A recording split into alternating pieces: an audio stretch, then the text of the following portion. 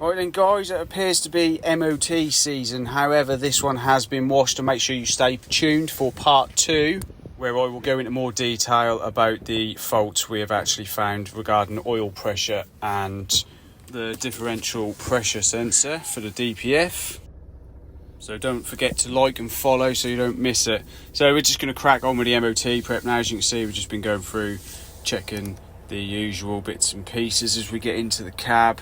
All the lights, the horn, all that jazz, you know, nothing special, nothing to write home about here.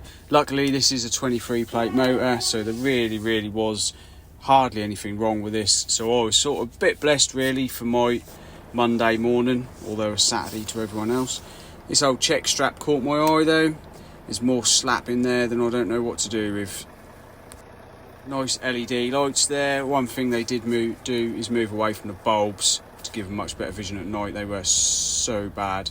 An inside light, quite often overlooked by a lot of people, but that's the little details that matter to the drivers, and they're the ones that will report back to their bosses. So we'll just go through, get all these bits and pieces off. Again, nothing special. Wheel nut covers. Get the wheel chocks out of there as well, that they always seem to wedge the rubber one down the back of the exhaust and one on the diesel tank, which will wear a hole in it eventually, but there we go.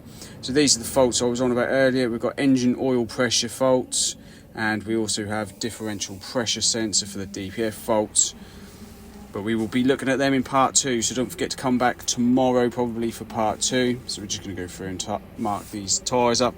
I've been criticised for marking them up a bit messy, so I thought I'd try a little bit better for TikTok and everyone watching. Hopefully we won't get so many comments.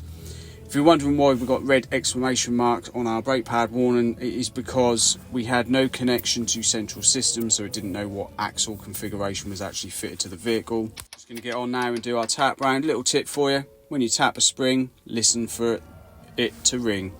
If it rings, there's no fractures in it, should be fine. Going to go around, check all the tyres as per usual, tapping all the nuts, trying not to ruin the VCI lead. Promise I didn't hit it. Key fob, right then guys, so just a little explanation. Usual lock, unlock. We've got a button on the bottom right to show all the lights on the vehicle, and the one on the bottom left is to isolate. Always isolate it when doing the battery test. So now we're on to using this other battery tester. Our usual one has died its death, so we have to test each battery individually and print each one out individually. But there you go, that's part of the job. We just get on with it, don't we guys? Yeah, quick tap round underneath, nothing to report down here. That's all good really. Like I say, it's only a year old. Quick shake and brake, check the old steering, check the brakes, jack her up, spin the tyres. Obviously this is MOT, so any cuts and bits and pieces we need to do. Been asked about tyres before, just recently actually, by a couple of car guys. Truck tyres, we are actually allowed to what we call dough fill the cuts for MOT. So it's like a polyurethane 2-pack plastic kind of jizz that we chuck in there, you know. So that's fine, as long as there's no damage to the cords and bits and pieces. It's just to stop the MOT tester digging into the cuts in the tyre. These little lamps, nice and easy to get the covers off. Just get your little flat blade screwdriver in the 2 little slots there, give it a twist and that'll pop out. And as you can see, that filament in there is wobblier than a 5-year-old's tooth, so we're going to get a new bulb in there, click that back on, jobs are good, and like I say, it just keeps the drivers happy.